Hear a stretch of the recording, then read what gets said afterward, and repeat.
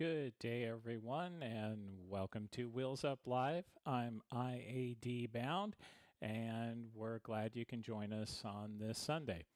I wanted to give you a quick channel update before we jump into our main feature, which is that, as you know, we've been doing this for about a year, and I started this along with my partner Felix in this endeavor.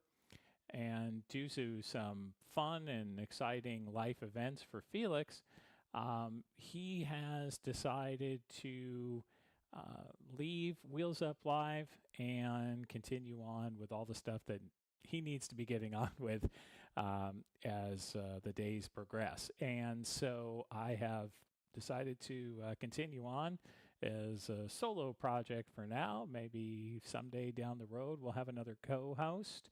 And as you know, we've been sort of adding some different content to the channel, including some troubleshooting videos, instructional videos, and live streams. But today I am very excited to tell you that we have a fantastic guest on today, and that is Tim Barber. Tim is the president of VATSIM, by far our largest online ATC network that one can avail themselves of.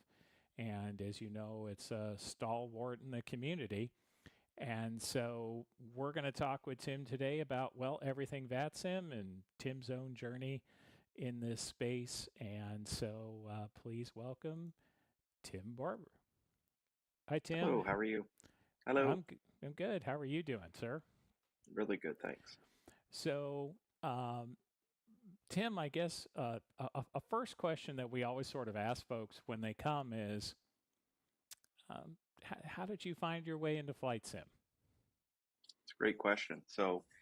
Um, my father opened up the first personal computer store in the city where I live, and that was in 1983. And as a 12, 13-year-old boy, I would often find myself hanging out down there after school in most port, annoying the staff.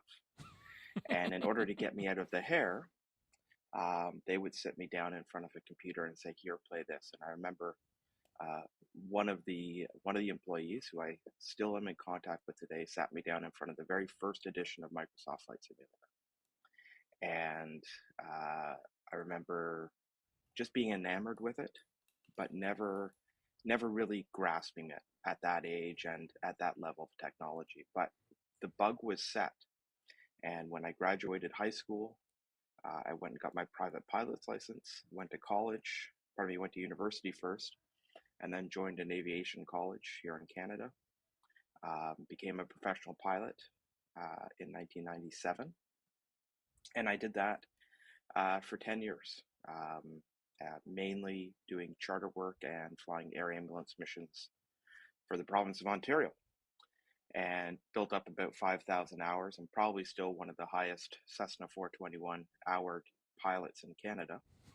And and then when 2007 came around, I moved out of um, I moved out of aviation, and at that point, I sort of reignited my love for simulation, and that's when I sort of started getting back into it. I joined VATSIM back much earlier than that, but didn't really get into it, and it was sort of leaving aviation, but still wanted to be involved in aviation that got me back into simulation, and that's how I got to where I am today. Well, Tim, I mean that's a great story. Let's jump back then to 1983 for just a minute.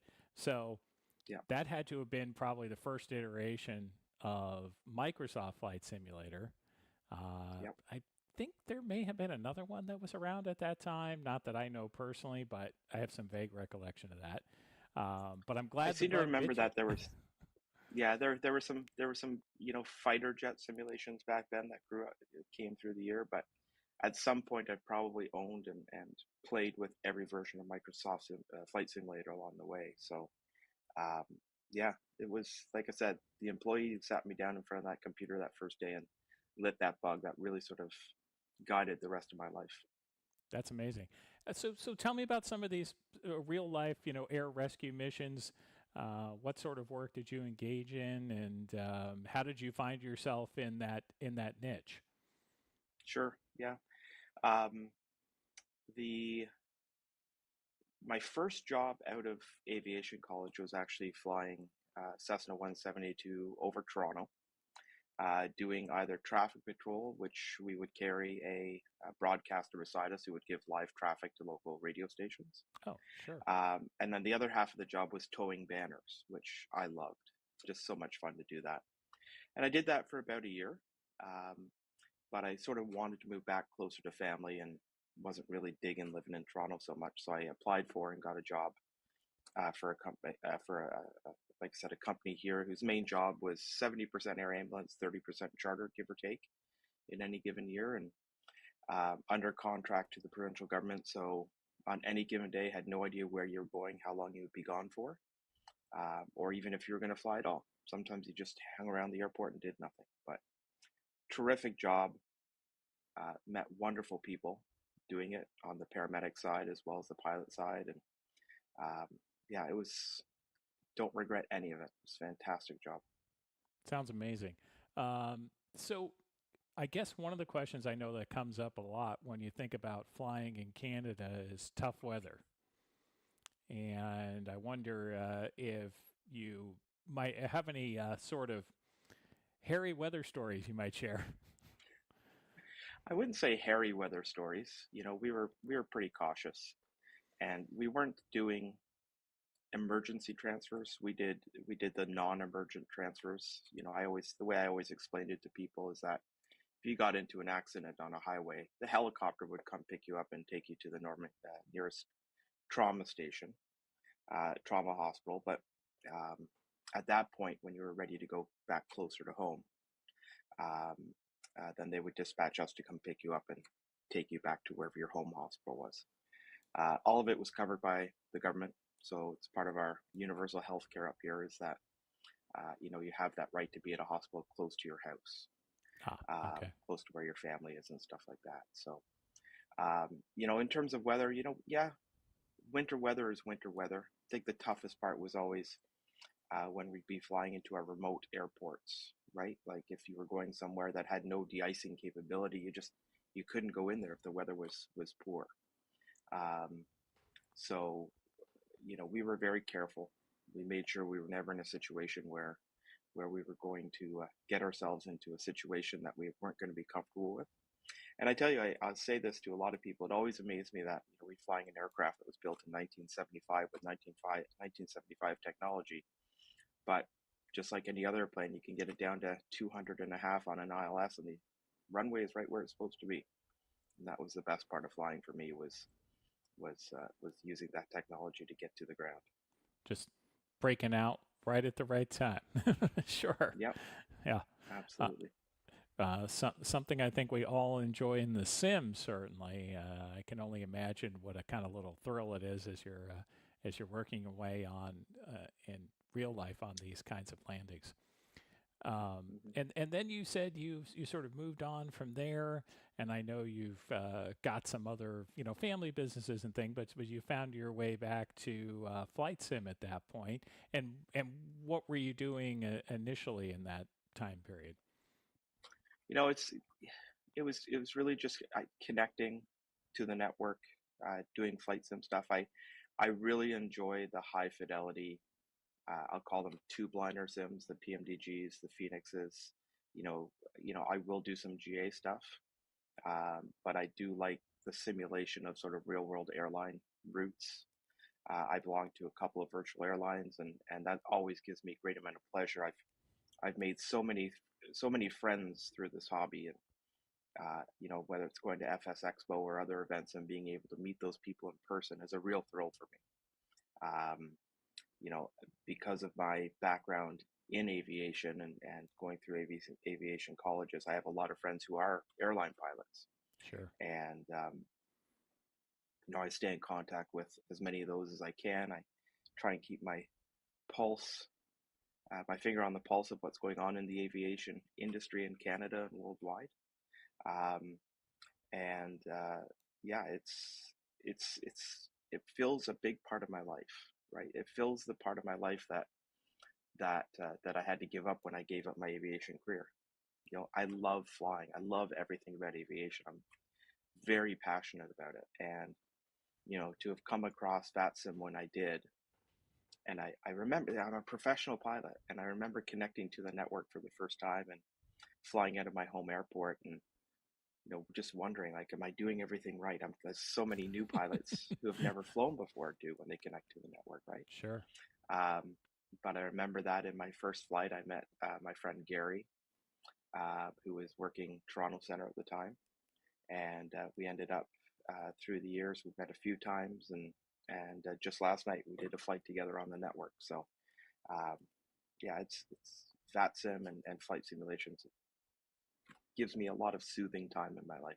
It's how I like to unwind at the end of a busy day. That's nice. Uh, I get to do it on the weekends myself, so it's a nice weekend, fun, relaxing thing to do, and engages the mind too, which I think is something not to be underestimated from a I think from a user perspective and sort of your enjoyment.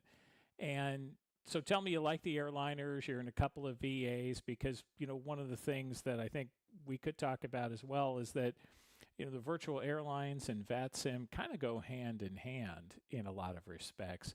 And I sort of wonder, are you engaged a lot with virtual airline interaction? I know there's folks within your organization that do that, but are you sort of passionate and committed to that? On a user perspective, absolutely. I think virtual airlines fill a big part of virtual aviation, giving people the opportunity to simulate a career. And there's, obviously lots of different virtual airlines that do it in lots of different ways. And I love the diversity out there. And I love that so many of them, come and partner with us at VATSIM, because it's, having those communities that are promoting VATSIM, um, and encouraging their members to come and join the network, fly on the network, interact with our ATC, interact with their fellow airline pilots or other pilots on the network, I think is a great thing for everybody. Um, we do have an entire department dedicated to managing those relationships with the virtual airlines. And the main thing that we want to get out of that from a VATSIM perspective is make sure that those airlines are promoting VATSIM for what we do, and um, encouraging them to interact with the network in the way it's meant to be interacted with, which is in a professional manner. We're not a massive, we are a massive multi online universe of professional controllers and pilots. We're not a place to just come and screw around, right? Cause Sure. drama, cause headaches and stuff like that. So the big thing about those partnerships with those virtual airlines is that they ensure that their members know what VATSIM is, and how to interact with it. And in many cases, they provide education to their pilots on how to do it. Strive to be a better community member. Yeah. I myself belong to two virtual airlines that I think I'm pretty active in, and one of them I actually went through the P1 skills training with, because I wanted to work on my airmanship and start on the basics, which are often overlooked because I think a lot of us who are on VATSIM want to do what you mentioned, which is take our airliners out and do the flights that we think of ourselves. Maybe we've been in the plane as a passenger, but we sometimes skip over the basics when we start doing this. I know I did, and it was good to go back and sort of take a 172 out, admittedly virtually, and learn all of those basics, including the communications piece. I mean, some of it's airmanship, but some of it's communication.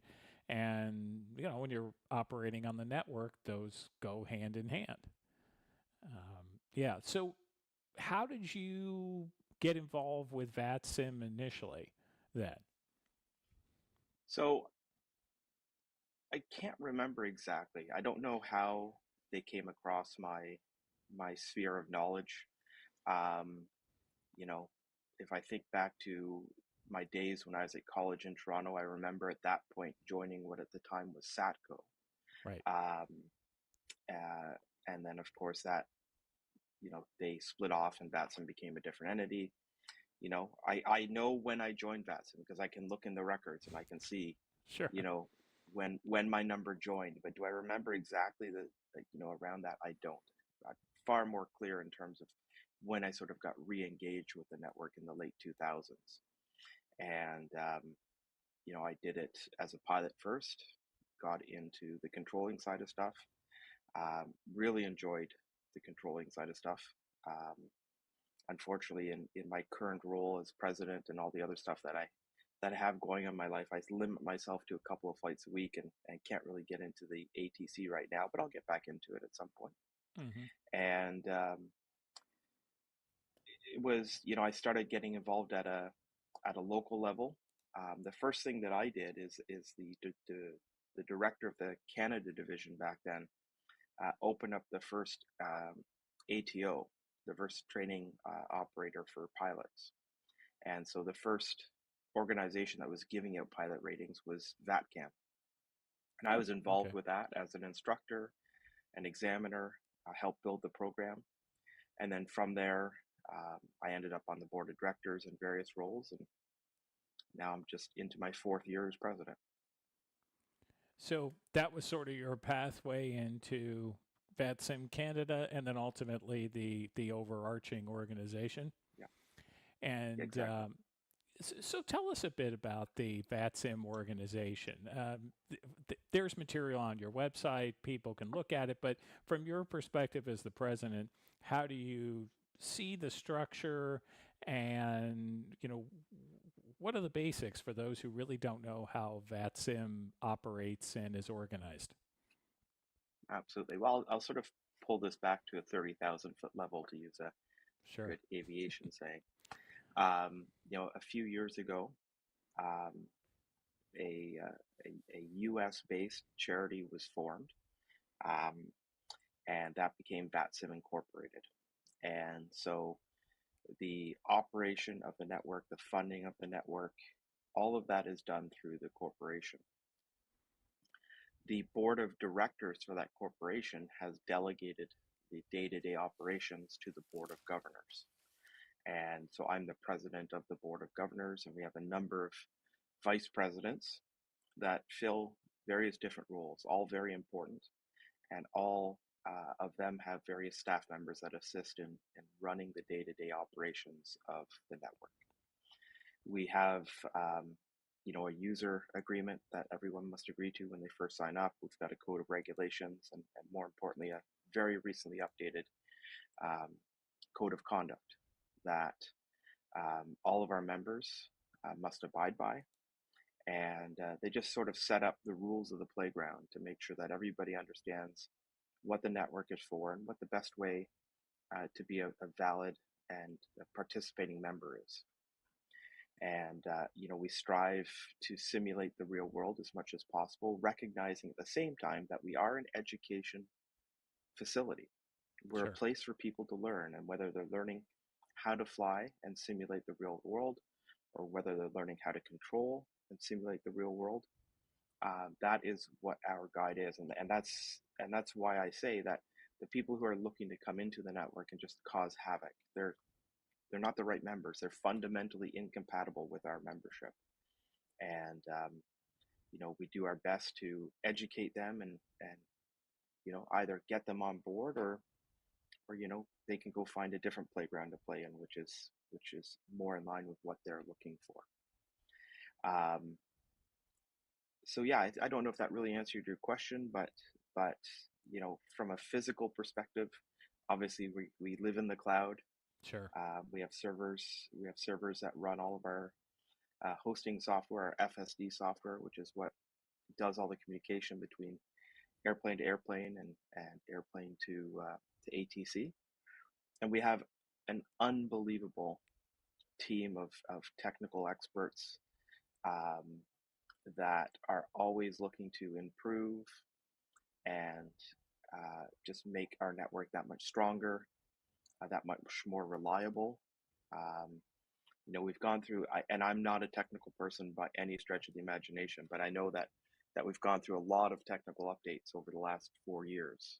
We have the faster update speed. We have audio for VATSIM, which was actually a game changer. Our Yeah. our higher fidelity audio system. Um, you know, Everybody else always working in the background. If you're on the network at 2 o'clock in the morning our time, and all of a sudden there's a blip where you're kicked off and then you come back on, that invariably is somebody who's just changed something, and to make the network better, right? Sure. So we have a better than 99% uptime, and a lot of great tools and great people out there that are always working on the network to make it better. So, in terms of the organization, I think we have the general structure. So, before you became a 501c3, which is a charity organization under U.S. tax laws, you were essentially funded through private donations. Do I have that correct? That's correct. Yeah. It's sort of, those donations came in different ways. There were people who donated servers, so paid for the infrastructure. Um, it was mainly funded by the collective group of people that we call the founders. So the people who originally set up VATSIM back in the late 90s and early 2000s. And, and then if you were on the board of governors, it was expected that, and we certainly welcomed solicited donations from ourselves to help keep it up as well. Sure. There were some people as well that were always looking to donate, but the network was run on a pretty tight budget, still is. And, for the most part, it did a really, really good job through that time. Now, as a charitable organization, we do accept donations, and, uh, very, very, very grateful to those people who contribute to the network on a regular basis or irregular basis. We're able to, we have been able to, through those donations, sort of upgrade the level of the hardware we're using, um, and sort of the cloud-based computing that we're using, just to have better computing power, like I said, more reliable uptime, great tools there to monitor the network at any given time. It's and we're very lucky in that we still run a very tight budget. We've got a little bit of money in the bank for future improvements, but we're in good shape. We're in good shape. That's great. I mean, because I think, well, just to be clear, the those of you who are on the board of governors and the board of directors and at all these regional organizations are all volunteers, right? Yeah. So the money that comes in is going exclusively, as I understand it, to make the system run. 100%. And that was the big part of the setup of the charitable organization as well, is that in its founding bylaws, at no time can anyone ever take any money out of the organization on a personal. Nobody gets paid a salary. Nobody gets a stipend or an honorarium or anything like that. If we choose to travel to FlightSim Expo or any of the other worldwide events, we're doing it on our own dime. It is for the members, this organization. And speaking of FlightSim Expo, just as a kind of background piece, that's where you and I met originally. And of course, we have our FS Expo sign up in the feed here because, of course, we partner with them as well. And Evan and company do a great job. But one thing a lot of folks might not know is that VATSIM actually does live controlling events right from FS Expo, which is something to see. I wonder if you could talk a little bit about how you and your team put that together. Sure. Listen, I can't be more thankful to Evan and Phil and the entire FS Expo team for allowing us to do that at every FS Expo that's happened. The first, in the precursor to FS Expo, before FS Expo was a thing, I had traveled down to Connecticut where, and I can't remember what the conference was called before then, but That was my first sort of experience of an in-person live controlling event. Boston Virtual set up in the terminal building, in the hotel at the terminal building at Bradley, a, uh, a full tower setup. I was just amazed when when I went there and saw that. And so it's really through Evan and Phil. Evan's been a longtime member of VATSIM. Yeah. I believe Phil has as well. And um, Evan was controlling on Boston Center just the other night.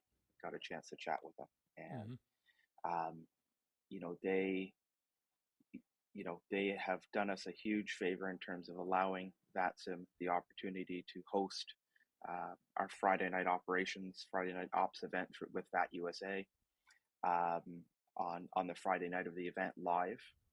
Sometimes it's right from the floor, depending on the location. Sometimes it's from a separate room. In San Diego, we had a separate room to do it Yeah. rather than the Houston conference too, floor. if I But remember. Houston too, yeah. Yeah. And and that was mainly just because it was so far. The actual venue was off site from the hotel, so we just Right. did it back at the hotel.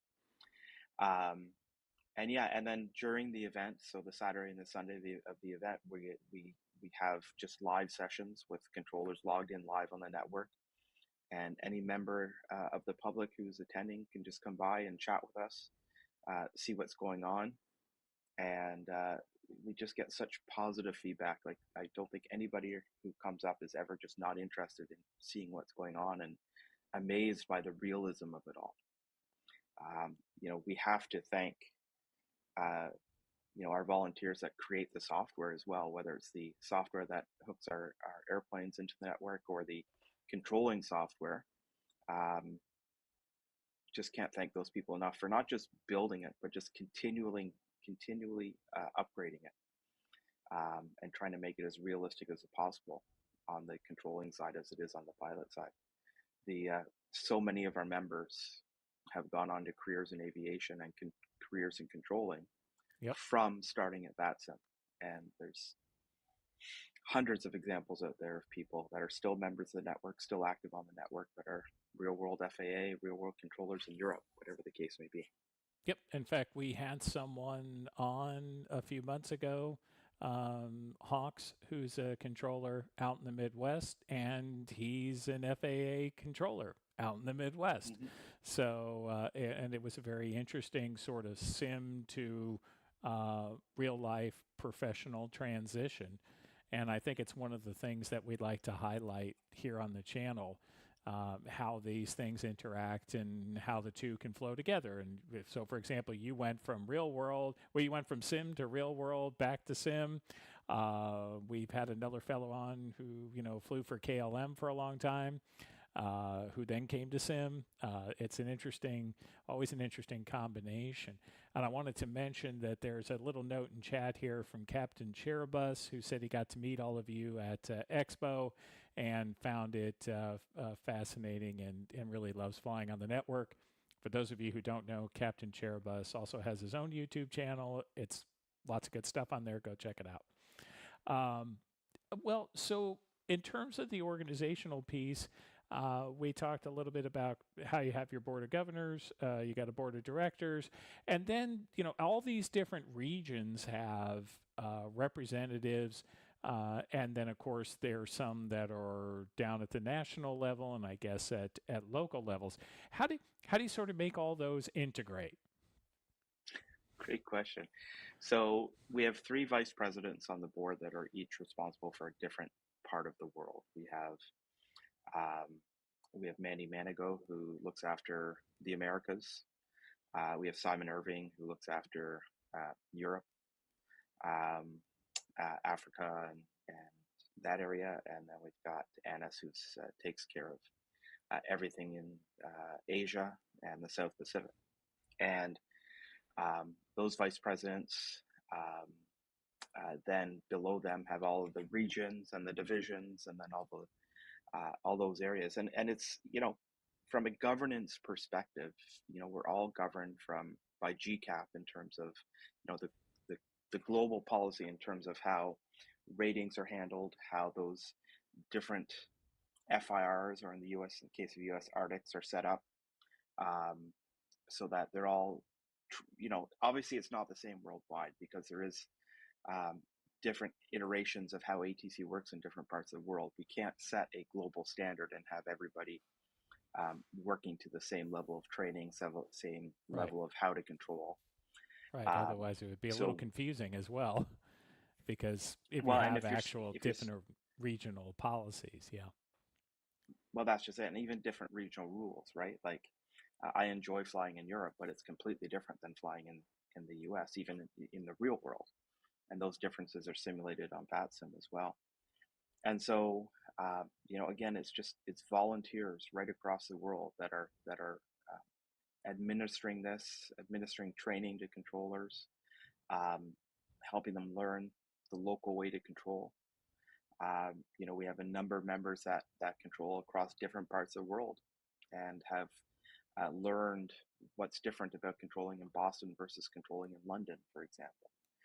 Um, for a little while, I do most of my controlling in Toronto, but for a little while, I was down in Miami learning the U.S. way of doing stuff. And it really, the rules are the same between Canada and the U.S. It's just phraseology that gets A little different different. between us. Yeah. So yeah.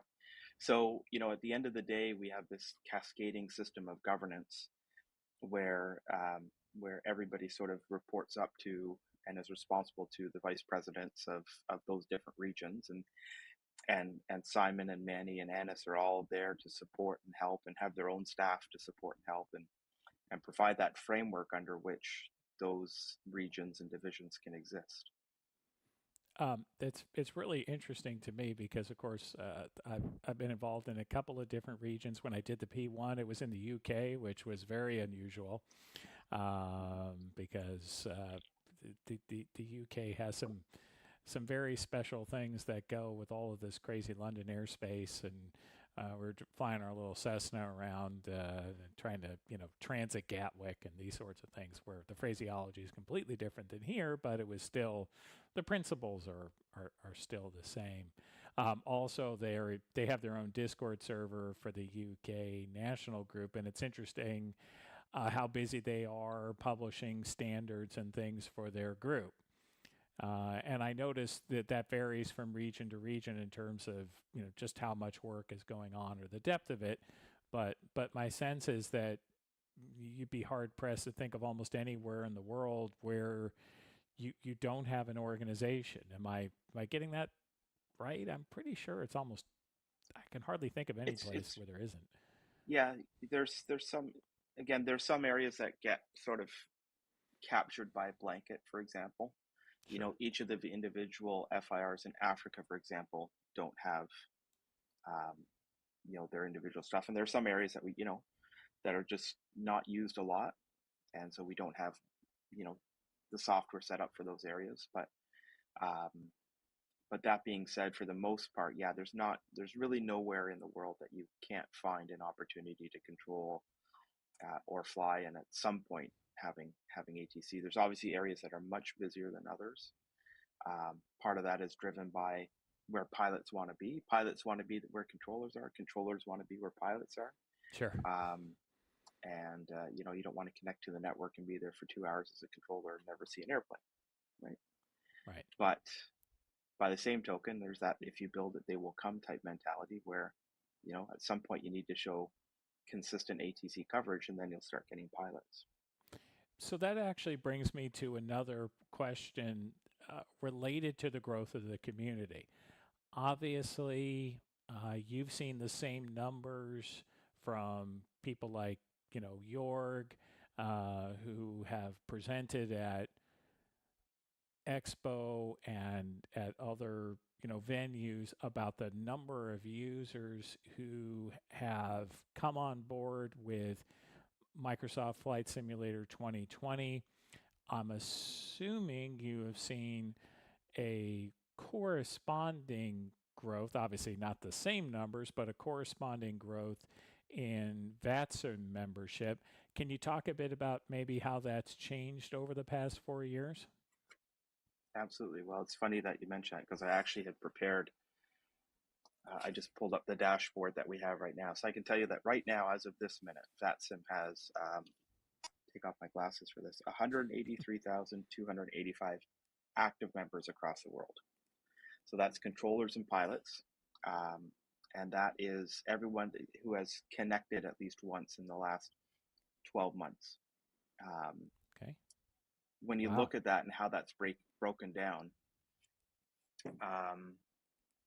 pilots with no ATC rating account for 169,000 of that. So that leaves 14,000 or so, give or take, that have a controller rating of some kind. And just to give you an idea in terms of signups, in the last 24 hours, we've had 363 new accounts generated. In the last 30 days, 9,000, and in the last 90 days, 30,000. So I can tell you that, in my early days on the network, if we had a few hundred people connected at any given time, that could be a busy day.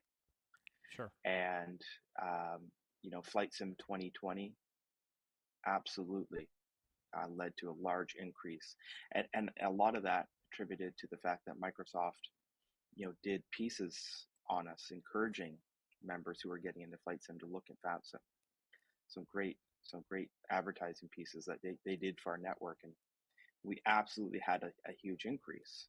Many would argue that huge increase came with huge pain, because a lot of those people who are getting brand new into Flight Simulator were not necessarily possibly the members that we wanted. Again, the serious simulator who wants to simulate real world versus the people who just want to get in a play box and throw sand around.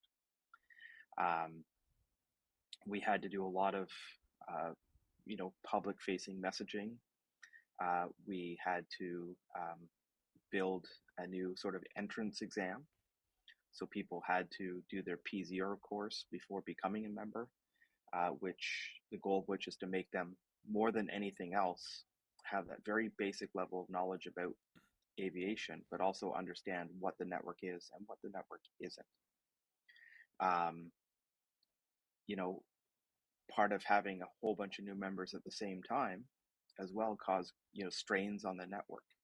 And that led to us having to do both upgrades in terms of sort of the fidelity of the network, but also the computing power of the network to make sure we could handle those simultaneous connections. On any given Sunday afternoon when Europe is at its peak right now, there can be, close to, if not over 3,000 simultaneous connections to the network. And, that requires quite a bit of computing power to keep everything going.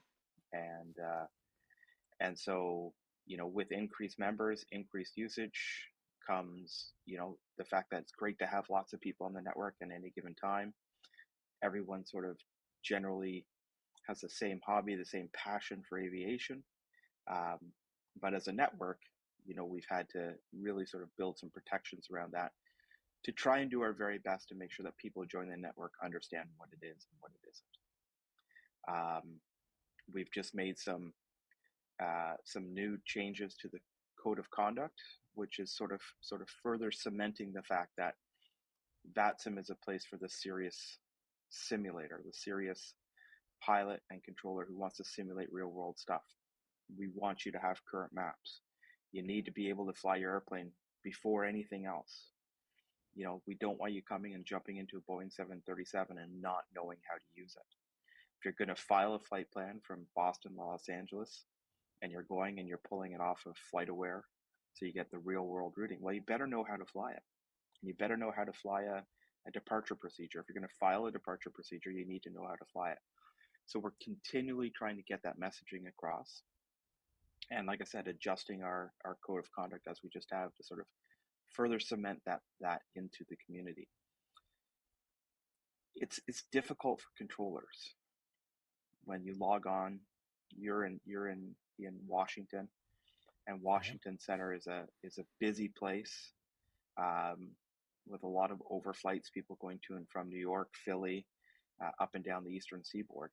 Indeed. And we hear and we see controllers rage quitting all the time because they just get inundated with a bunch of pilots. And it'd be one thing if every pilot was perfectly competent, but when you have people who join who just are not trying, they're not trying to become competent in what they're doing. They're really just there to, for lack of a better term, just like I said, throw sand in the sandbox. That gets very difficult. And we've empowered our supervisor crew with the tools um, to more quickly and better deal with problems like that. And it's a learning experience for everyone. We've been building a pilot training program, as you know, for God, it's got to be close to 10 years now since that started. Hmm. And it's gone through different iterations, and we're continually trying to find a way to get people more engaged in learning how to be a better pilot, a better controller, a better community member. And I mean, that is a huge challenge, right? Because as a threshold matter, yes, there's the P0, which is all online and written, right? Which you have to respond to some questions, and presumably that will weed out someone who can't even be bothered to do that. But as we know, there are challenges when you have a free service that's open to everyone.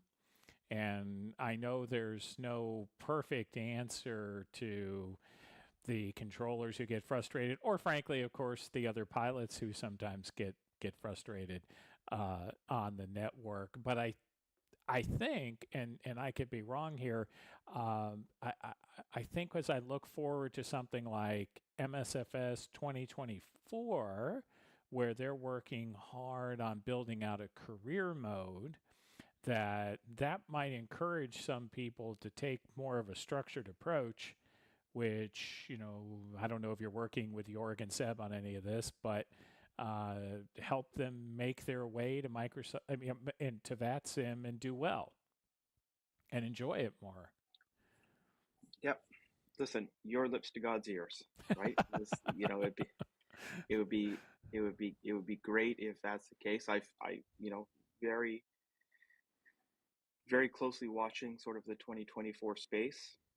I Sure. think 2020 is history show that 2020 will be the thing that really sort of caused that big increase in the interest in that, right? And I don't know the numbers in terms of Xbox versus PC users on Flight Simulator, I don't think they've but said. I don't think they've said either. But Yeah. you know, VATSIM will never be compatible with Xbox. Um, Right. could it be? Sure, but we are as an organization, made that decision back when 2020 came out. Is that we're not going to try um, uh, to integrate with the Xbox community because that's just not what our network is about. There's lots of other networks people can join if they're Xbox users and um, do what they want to do in those various spaces. But um, I don't know if 2024 is going to see another sort of bump in users or if it's just going to be the same users that got into 2020 that will upgrade to 2024. I'm excited about the product. I've done my pre-order already, um, and we'll see how different it is. Yeah. I mean, I think it's an interesting prospect as to what 2024 brings.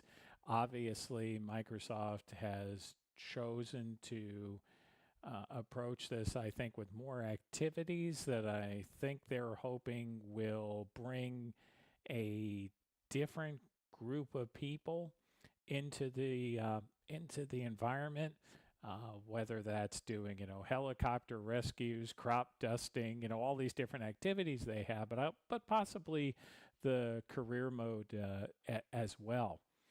And one of the things on training that I wondered about and sort of wanted to get your feeling on is a lot of the groups that provide VATSIM training are themselves very constrained in terms of what they can do because it's hard to have a large group of volunteers who have the time to walk someone through, the P1 process or, even well, the P2 or P3 or P4. How are you seeing that play out? Are there anything that VATSIM's working on in the background to try to facilitate, I guess, more instructors, examiners, or training organizations? So it's definitely a living space, right? And when the program was first developed, it was with the recognition that uh, that a better network is comprised of better pilots. And better pilots will mean more entrusted controllers and generally more worldwide coverage at any given time, right? I'd love to see 6,000 connections to the network um, at some point in the future, with everyone being amazingly competent and really sort of taking to heart the simulation aspect of this. I will often, tongue in cheek, when someone either on Reddit or on one of our social media platforms, says, "Come on, guys, it's just a game." No, it's not just a game. This is a simulation. And if you want to treat it as a game, if you want to go and fly your 747 underneath the Brooklyn Bridge, by all means do it. Just don't do it on our network. Go play your game somewhere else. But if you want to enjoy your simulation, please come to VATSIM and learn and try to continually better yourself. And that's sort of through the pilot training program what we're trying to accomplish. We're currently searching for a new vice president. We just made the post a couple days ago for the pilot training piece. So we're looking for someone to come and sort of continue the work that's been done by the previous vice presidents in that role to do that. And VATSIM also partners with, there are some commercial entities out there that are doing flight training on our network. Interesting. I didn't realize and that. Yeah, again, we don't, they have contracts they have to sign and make sure that they're responsible for the people that are using their simulators for it. Sure. But that type of space is available for people to do that. Getting back to sort of just general pilot training, we work with a lot of ATOs, and it hasn't always been perfect, but we are striving to try and make it as easy as possible for those training organizations to be able to train and upgrade those pilots and make those ratings worthwhile. But at the end of the day, what it really comes down to is that those ratings need to mean something, right? So if you have your P1, it can't mean nothing. It means that you've actually learned something. Sure. It's been tested on. And so that when P1 shows up on whatever, if you're at the mat.vatsim.net website and you hover over an airplane and it says, hey, they're an ATPL pilot, well, that means something. It does. Right? So for the pilot training part to be successful, really those ratings need to mean something. And that's why we early on worked towards a curriculum that meant something. You're right, the implementation of that can be really difficult because you need to find volunteers that not only know the material but want to dedicate the time to do it. And let's face it, the world is impatient, right? If you're a pilot waiting for training, or on the other hand, a controller waiting for training, why can't I do it right now? Well, yeah. Because it requires somebody else to be available as well, right? So yeah. So again, it's a living space, and we're always trying to improve it. It's for those who are not aware, when I did the P1, I did it with British Virtual Airways, and I will tell you that they 100% take it seriously, but there are only so many instructors, and the total time where I was involved in the program through all the different sessions and lessons, etc., and testing actually took about 2 years. So, I mean, it's a big dedication of time on both sides. Everybody was great, but when I say they took it seriously, I mean my final check ride where I didn't make it. I had 2 problems and was like, well, no, you didn't make it, and it was overseen by someone from the VATSIM UK, but my tester. My examiner was, a former training captain for British Airways on the 747. So, I mean, they were taking it seriously. Yes, I did make it the next time. So we had an interesting exchange about where, for example, when you talk about down in the weeds, we had a circuit at the local airport that you fly your 172 from at Wickham Airport, and we had a long discussion about when to begin the descent. And I was sort of using some training material that was a little bit different. I didn't realize it. I started a little early. He's like, I don't want you starting that. He's like, you're flying it right, but you're starting too early. That was the kind of detail that we were getting into. So, I mean, I think they did put an emphasis on really learning something and treating it in a real world way. Everyone's different, but just to give you an example for those who are wondering. So, on a different note with VATSIM, um, I think some people are probably wondering, how do you become a controller? If that's what you're interested in trying. Yep, absolutely. Well, listen, it's very simple. You need to figure out where you want to be a controller first, and then you just go to the vatsim.net webpage, and you just click on Become a Controller, and that'll take all your information down, attach it to your account, and then if I, for example, I live in Canada. If I want to, I would join the Canadian division. I want to, once I did that, then I would get in touch with the people at VATCAN and choose where in Canada I wanted to control. In my case, I live right underneath the Toronto airspace, so I chose Toronto. Sure. If you live in the U.S. and you live in Albuquerque, you want to become an Albuquerque controller, you can do that. So it's just a couple clicks on the website to start the process. Super easy. Okay, good to know for folks. And same with if you want to join the network. It's pretty straightforward. Go to vatsim.net, Very fill it straightforward. out, do your Yep. P0 piece, and start flying. 100%. Yep. And any sort of advice for the person who's afraid of flying on the network, and we've all met those people. Absolutely. Absolutely. Don't go to Boston. Don't go to New York. Don't go to London. Don't start your VATSIM career at the busiest airports on the network with no sort of clue of what to say, how to do it, etc. There's lots of great training videos out there that have been done by a number of different members of our community. YouTube is full of them. Go through that stuff. Connect to the network as an observer, or connect on a quiet corner of an apron and just listen and follow along on the VATSIM map in terms of what people are doing. The new map.vatsim.net has 5-second refresh. So you can practically see it in as real time as a controller sees it, what aircraft are doing. And you can listen and you can watch and you can learn. But at the end of the day, you do have to jump in at some point, right? And, again, instead of going to, instead of starting in New York City, start in Syracuse, New York, quiet airport, mid-sized, jump in your 172 there, talk to Boston Center and, or if there's local controllers on, and do some circus there, do some local flying there. Fly from Syracuse to Watertown. It's a 40-mile flight.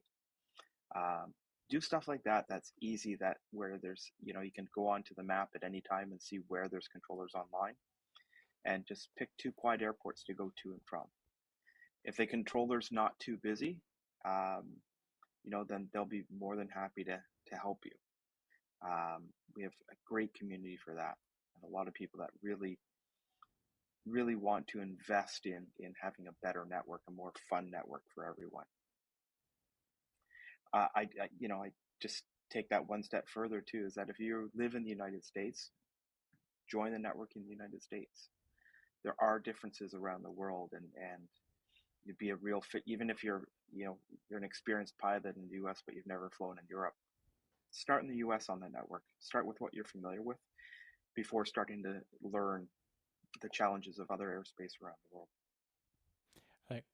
One of the things I'll add to that is, at some point you have to click the mic. But don't worry, everyone's done it before, and we've all done it. You can do it, I assure you. It'll be fine. I Yeah. don't think it's a bad idea also, like you said, with a small airport or if it's not too busy, let the controller know that you're new. They're Yes. I You can found put it most in of the the folks, comments on your flight plan. yeah, I found most of the folks are very, very generous. Uh, but yeah, don't show up at Heathrow in the middle of an event. It's not going to Yeah. be you're not going to be happy. Um, And if I can give, I think the most important piece of advice here, have a quality microphone, have a quality headset. You know, hmm, good uh, point. it is, if you're talking through a tin can with a string, it really takes away from the enjoyment of other people in the network not being able to understand, right? Test it before you go on the line. Whether you have vPilot or xPilot or whatever you're using to connect to the network as a pilot, there's built-in microphone testing systems that are make sure that they're working correctly, that you have the right gain, that it's clear. But invest in a good microphone and headset. Don't don't use AirPods like I am here today. You know, use a good quality headset. Yeah, Invest some money in that. Um, that'll make your experience on the network so much better. I think that's an excellent and overlooked point because certainly I've had the experience where you really can't hear someone or it's problematic when you're listening. Um, and one other thing I'll just mention for folks who are coming on, we'll come back to the point you made before, Tim, which is whatever airplane you choose to fly, make sure you're real comfortable with it because you want to be devoting yourself, especially when you're learning, to the comms element of VATSIM and not the how do I make my plane do what the controller has asked or what the procedure requires. Yeah, So, and I'll take that one step further as well. Is that again, I'll use the sort of New York to Los Angeles type light flight. Like you know, we have so many amazing tools out there. SimBrief, uh, so many other sort of flight planning utilities, which they'll go and they'll pull the real world routings on that given day, so you can get so granular that you're going to depart from the same gate that airplane at the same time that airplane that fly the same route, land, go to the same gate at the arrival airport.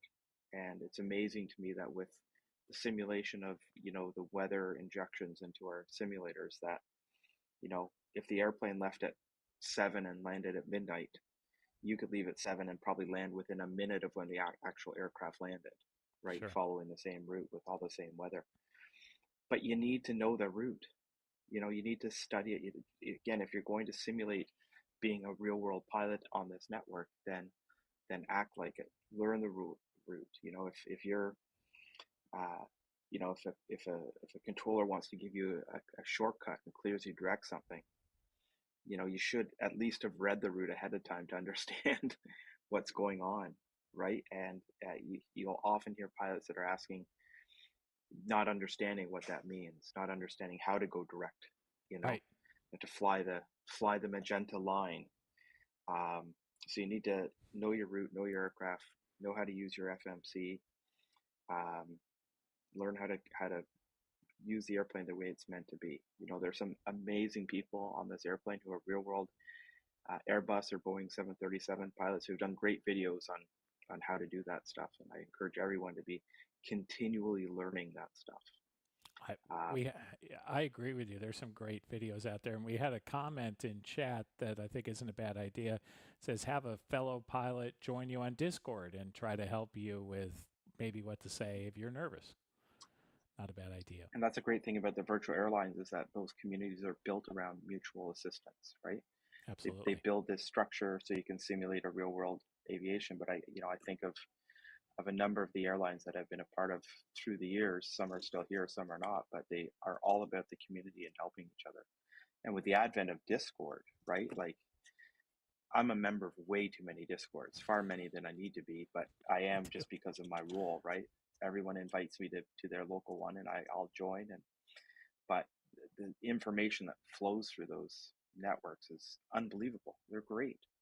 Yeah. And again, as with everything in this world, you need to work at it, and you can't get frustrated if you can't just. How come I can't just jump in and do it? Well, it takes learning. It takes time.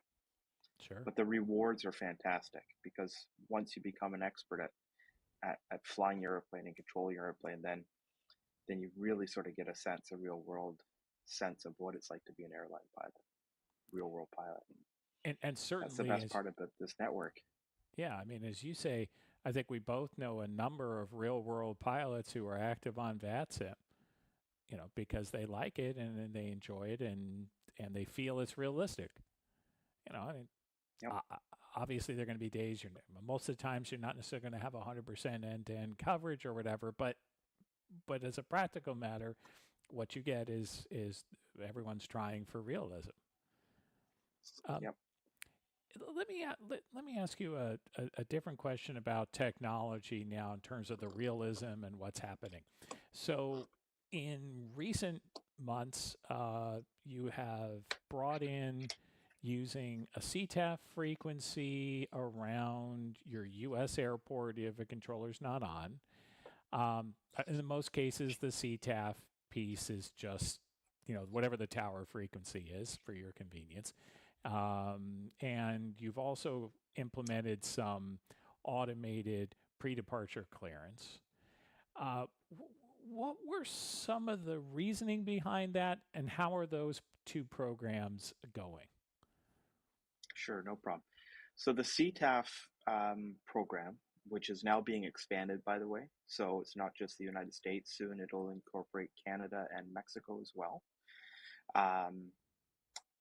And to be clear, we've chosen those particular spaces to trial this because there was demand for it from the local divisions. Okay. But also because that's just the way it is. Like a lot of these airports, if the tower is closed or if they're non-tower, they have CTAF frequencies. Of course. When audio for VATSIM was first built and designed, the Unicom frequency was range limited, I think, to about 30 miles. So if someone was at 30,000 feet and broadcasting on Unicom, they'd only be heard by people within 30 miles.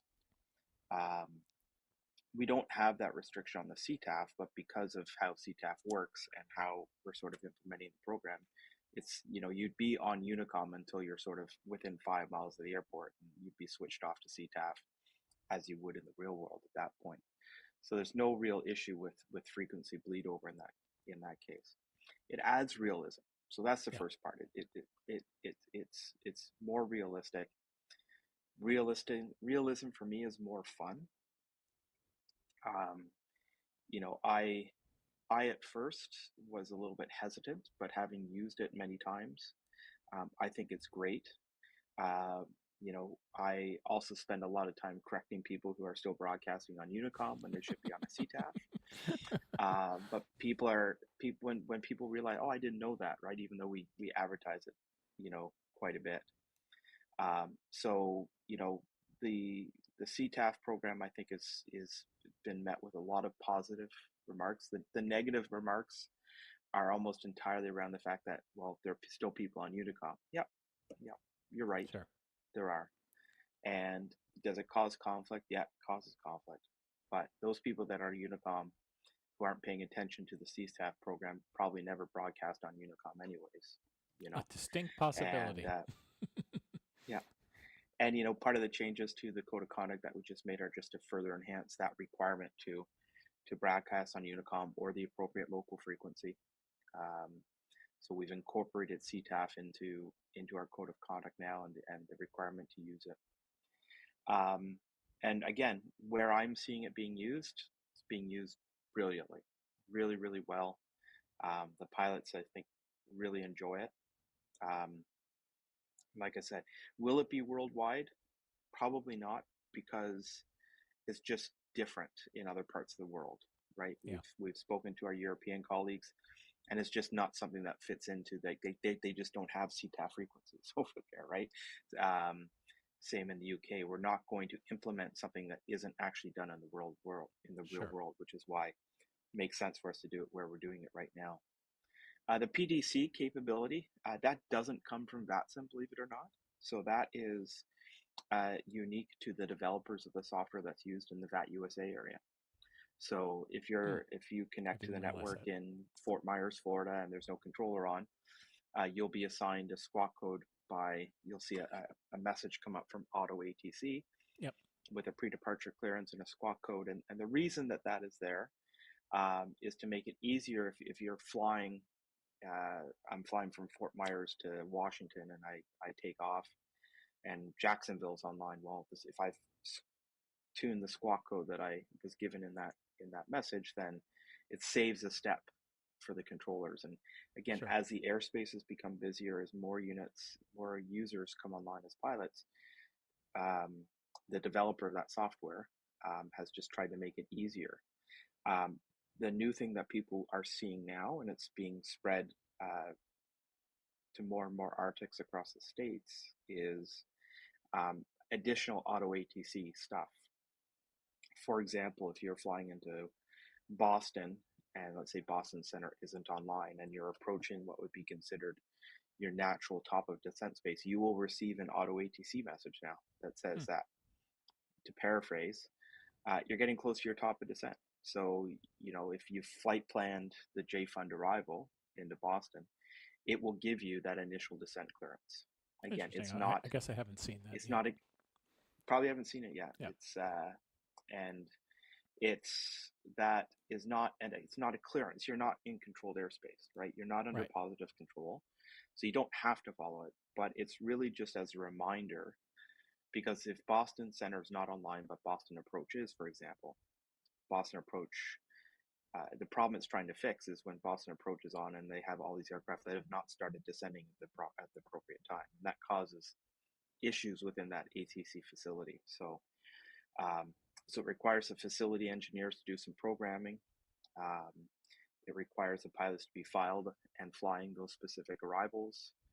And it's just a little piece of added help for the pilot just to help them know when they should be starting to descend. Um, Interesting. the developer is always tweaking stuff, so there may be more and more stuff that comes out around that space. Um, Ideally, in a perfect world, we would have 100% ATC coverage and tens of thousands of pilots online on this network. But as it is, we just try and make it a little bit easier for everyone to interact with the network, so that when they do come under positive control, they're in a space physically that it's easier for the controller to work with them. Well, see, okay, a new bit of technology on the way, or at least regionally. Yeah. We have a couple of questions in chat, so I'm just going to bring those so I know folks are interested. Captain Cherubus asked you if you're flying a plane that doesn't have RNAV capability. He said one issue he runs into is he puts all of that in his flight plan info. Hey, I'm flying a plane, no RNAV. He wanted to know any advice on how to get RNAV instructions from the controllers, because most of the time they're giving him the RNAV anyway. So he's flying an aircraft without RNAV, but he's getting Exactly. yeah. So it's again, it happens in the real world too, right? Sure. I don't For doubt it. for a number of years, the aircraft that I flew didn't have GPS, and so we would be given clearance to a point that we had no way of navigating to, and it was simply a matter of reminding. At that point, we would remind the controller, "Sorry, we're Slant Charlie aircraft. We can't do that." So sometimes the controllers just haven't looked at equipment codes, um, and that happens. It's just a matter of you just respond back saying, we're not RNAV capable. And at that point, the controller should amend their instruction. They may have you fly directly to a VOR or just give you radar vectors. Very good. And we had another comment which was more about PDC not being available at all major airports, and how, like, if you're flying a 777, sort of takes out some of the realism. But correct me if I'm wrong here, that really depends on station to station and each controller whether or not they can handle that traffic and respond. Yeah, this isn't a global system. Um, so if you think of CPDLC, for example, Mhm. very popular in Europe, in European airspace, um, especially since sort of Phoenix came out with it natively incorporated into their aircraft, and now PMDG is doing the same. And so, in Europe, you'll see a lot of stuff by CPDLC pre-clearances that way. Not so much in the States, just because it hasn't been incorporated into the controller software yet. That's something that, there is a working group within VATSIM to try and get a universal CPDLC program across the entire network that would be incorporated into pilot clients as well as aircraft um, from all the major manufacturers. Um, but yes, you're absolutely right. It is more based sort of on the local facility and what they're capable of. Um, like I said, the VAT USA system has created it so it's automated now. So PDCs are automatically generated if Houston is online and I connect at Houston and I filed my flight plan, then I will get a PDC as soon as I connect to the network. Um, the Again, that's very localized to VAT USA airspace because of the software that they use for their controllers.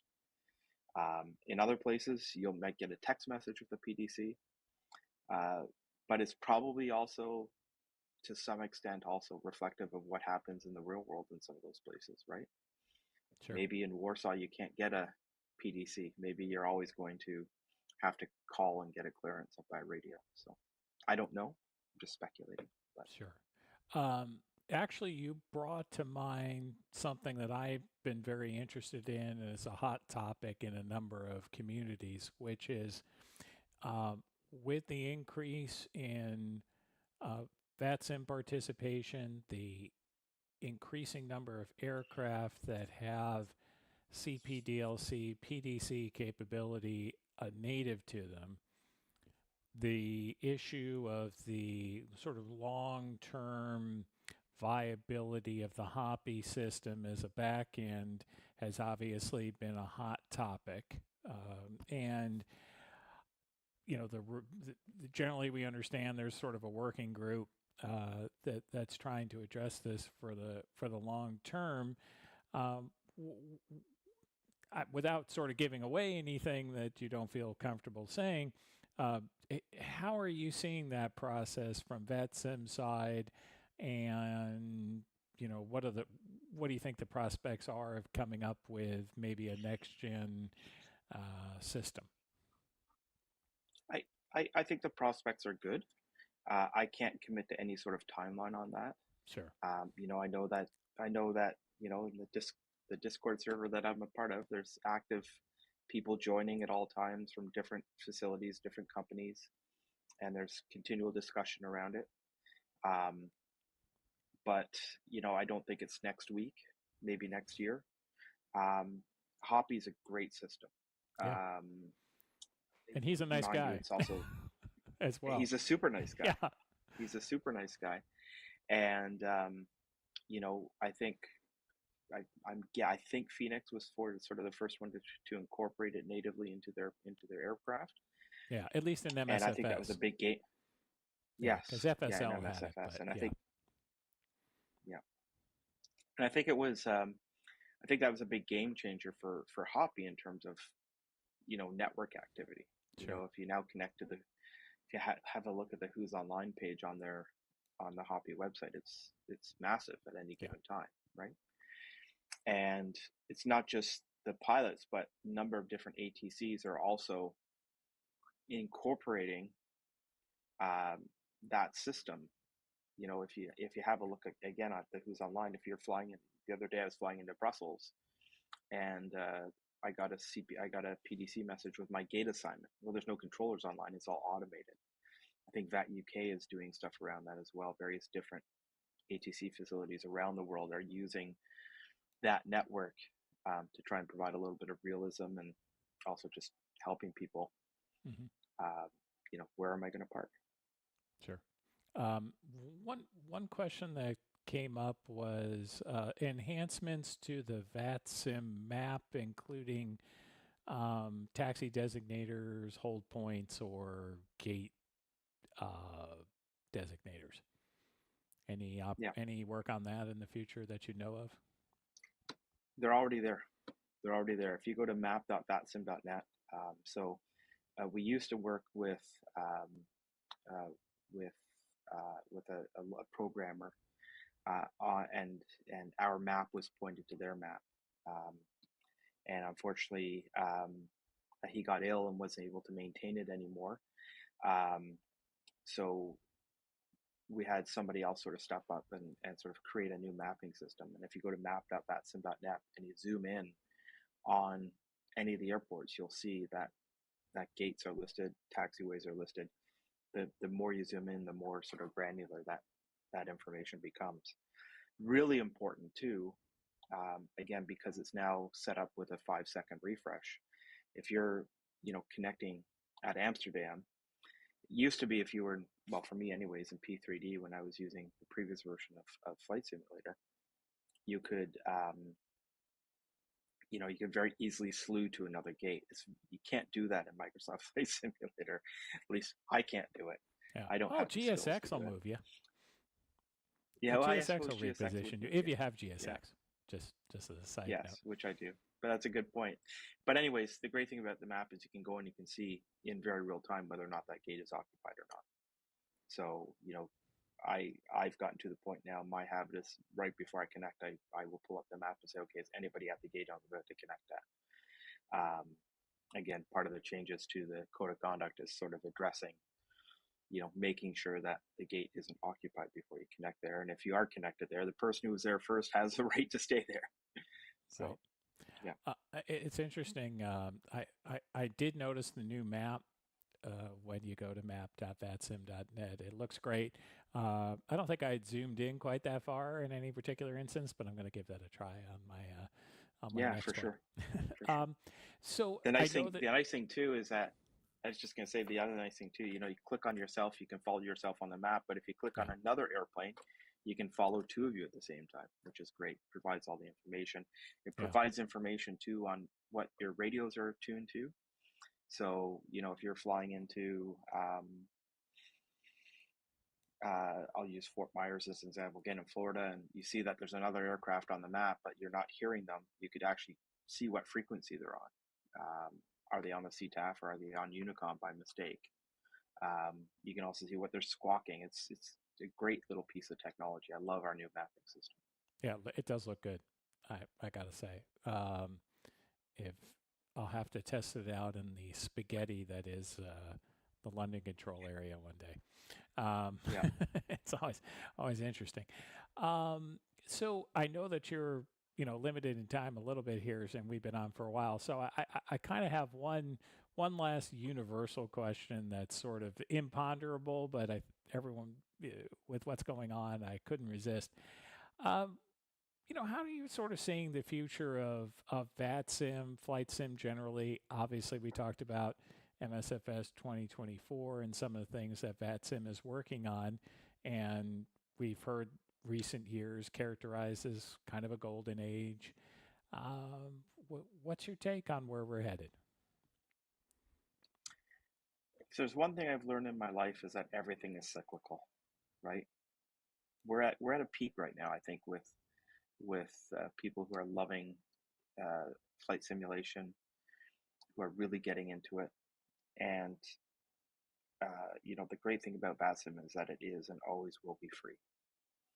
There'll be no monetary obligation to connect to the network to simulate an aircraft or to get into virtual controlling, and that will never change. The founders, when they set up the 501(c)(3), that was the 501(c)(3). That was how they set it up, right? And if at some point in the future it's not sustainable, the network will close down. Um, I can't say enough thanks to those members of our community who have and continue to contribute financially to the network. It's very much appreciated, and it I think the future is bright in general terms because, um, the game changer was Microsoft getting back into the flight simulator world after leaving it um, with FSX. And they've obviously shown, yeah, I'd be really curious to see sort of what their back end financials around Microsoft Flight Simulator is. As would Like, we I'd be all. really, really, really curious to understand. Like, I don't think it's. I don't know. Maybe they're making a killing on it. Maybe they're not. I don't know. But you know, general business, right? You don't do something to lose money. No. And you know, they've done continuous upgrades and improvements to MSFS 2020 when it came out. There's certain things that I'm hoping are better simulated in 2024. I'd love to have a really good weather radar. I think for me, it's always been the biggest thing for me across, like, the visuals are obviously fantastic, but I want to see better weather simulation, right? And it used to be that you could get Active Sky or one of the other paid or free services to inject weather into your P3D or your FSX or whatever the case may be, and um, that really doesn't exist. You're limited by what MSFS has to do, and I'm hoping that in the future that we see some better weather simulation, better weather radar usage. Um, for me, I think that's one piece that I would really strive for. Yeah. But I also guess that that weather injection into a simulator is probably the thing that kills your performance the most. Um, if you don't have a high-end computer, it's probably the thing that would slow it down the most. I don't know. I'm just speculating at this point, but I think in general terms, I think VATSIM's fortunes are very much based on what the flight simulation market is like, right? And Sure. PMDG isn't going anywhere, and they're constantly upgrading and innovating and bringing out new products and bringing back old products to the new sims. Phoenix has been I love flying the Phoenix A320. I was never an Airbus guy, but that's sort of gotten me into being an Airbus guy. The sort of the lower fidelity but still visually fantastic models that are stock in MSFS or that the community has upgraded. Think Mm-hmm. of the Horizon 787. I think of so many other ones that just, there's something for everyone in this hobby. There's something for everyone in this hobby, and for VATSIM, our target market are the people that really want that sort of high fidelity, realistic experience, and that's what we're constantly striving towards. VATSIM will be around long after I'm gone. What it'll look like, I don't know. But yeah, it's so much fun. I love simulation. I love the people that I've met, you included, through this hobby. Um, it's great. I, I hear you on the weather, as do a lot of people. Obviously, we're getting some new weather elements. Radar continues to be discussed, but I think we're all dependent on Microsoft and Asobo to provide the weather radar upgrade because I don't think an API is going to happen. So they'll have to kind of follow Yeah. what Laminar's doing right now with X-Plane 12. It'll be interesting. Um, one of the things I wanted to say to everyone, and I can't emphasize this enough to you all, is Tim is a truly great guy who I've gotten to know a little bit in the recent years, and we are very, very fortunate to have him join us today.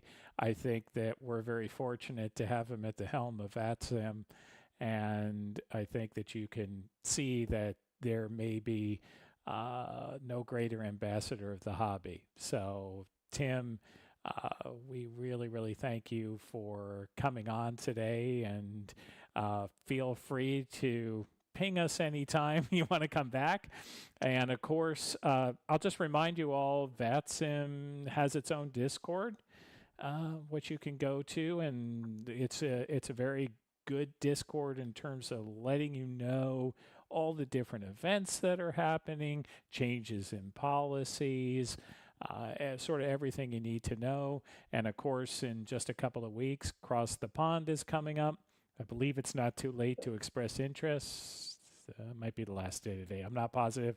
CTP has its own Discord too, if you're interested. And we will see you all again soon. And thank you for joining us. So thank you all, and we'll see you again next time. I don't know what the next bit's going to be. Might be a live stream, might be an instructional video, a troubleshooting, who knows. But if you enjoyed today, as always, please give us a thumbs up. Please subscribe if you haven't, and thank you all.